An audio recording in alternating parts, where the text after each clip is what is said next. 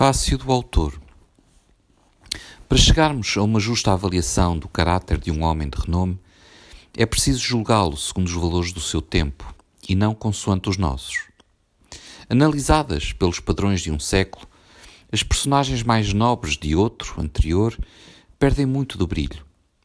Avaliado pelos padrões de hoje, não existe provavelmente um homem ilustre de há 4 ou 5 séculos cujo caráter pudesse, em todos os aspectos, passar no teste.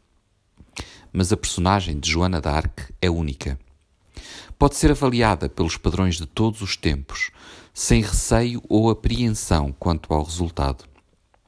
Julgada segundo qualquer um deles, continua irrepreensível, de uma perfeição ideal. Continua a ocupar o lugar mais alto possível em termos de realização humana, mais elevado do que o alcançado por qualquer outro simples mortal. Quando refletimos que o seu século foi o mais brutal, o mais perverso, o mais podre da história desde as eras mais negras, perdemo-nos de admiração perante o milagre deste produto de tal solo. O contraste entre Joana e o seu século corresponde à diferença entre o dia e a noite. Ela foi sincera quando mentir era o falar como um dos homens. Foi honesta quando a honestidade se tornara uma virtude perdida. Cumpriu as promessas quando estas não eram esperadas de ninguém.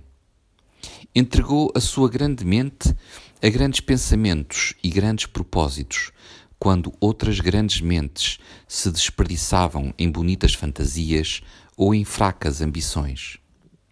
Foi modesta, correta e delicada, quando ser ruidoso e grosseiro eram as características reinantes.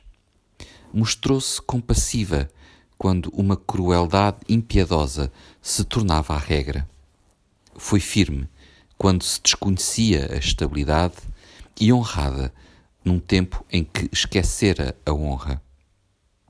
Foi um rochedo de convicções numa época em que os homens não acreditavam em nada e zombavam de tudo.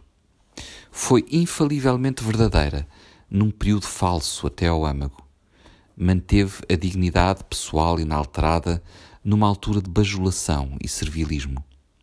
Foi de uma coragem destemida, quando a esperança e a coragem haviam perecido nos corações da sua nação. Foi imaculadamente pura de mente e de corpo, quando nos lugares mais elevados a sociedade era imunda.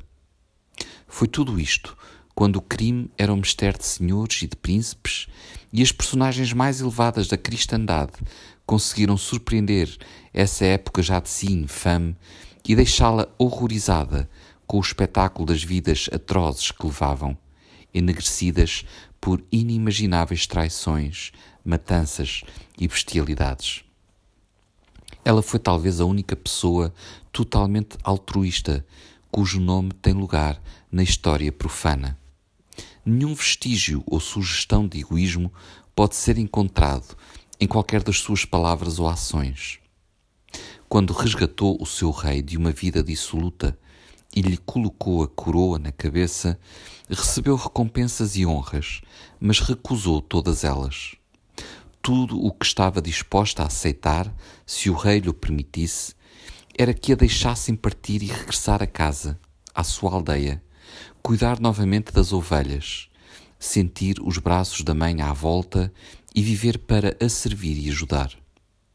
O egoísmo desta imaculada general de exércitos vitoriosos, companheira de príncipes e ídolo de uma nação grata que a aplaudia, não foi além disto. A obra de Joana d'Arc pode razoavelmente ser considerada à altura de qualquer outra de que há registro histórico, se tivermos em conta os obstáculos com que se deparou e os meios que tinha ao seu dispor. César levou longe as suas conquistas, mas fê-lo com os veteranos treinados e confiantes de Roma, e era ele próprio um soldado treinado. Napoleão varreu diante de si os disciplinados exércitos da Europa, mas também ele era um soldado treinado, e começou a sua obra com batalhões de patriotas inflamados e inspirados pelo novo e milagroso sopro de liberdade com que a Revolução os bafejara, jovens aprendizes ansiosos desse esplêndido ofício da guerra, não homens de armas velhos e quebrantados, desesperados sobreviventes de monótonas derrotas acumuladas ao longo de toda uma vida. Mas Joana d'Arc, uma mera criança, ignorante, iletrada, uma pobre aldeã desconhecida e sem influência, encontrou uma grande nação acorrentada, indefesa e sem esperança sob domínio alheio, o tesouro falido, os soldados desalentados e dispersos, o espírito entorpecido, a coragem morta no coração do povo graças a longos anos de ultraje e de opressão estrangeira e interna, o seu rei intimidado, resignado ao destino e preparando-se para abandonar o país. E ela pousou a mão sobre esta nação, este cadáver, que se ergueu e a seguiu. Levou-a de vitória em vitória, inverteu a maré da Guerra dos 100 Anos, estropiou fatalmente o poder inglês e morreu com o merecido título de libertadora da França, que ainda detém. Como recompensa, o rei de França, que ela coroara, deixou-se ficar indiferente, enquanto os padres franceses que levavam a nobre criança, a mais inocente, a mais adorável de todas as eras, e a queimavam viva na fogueira.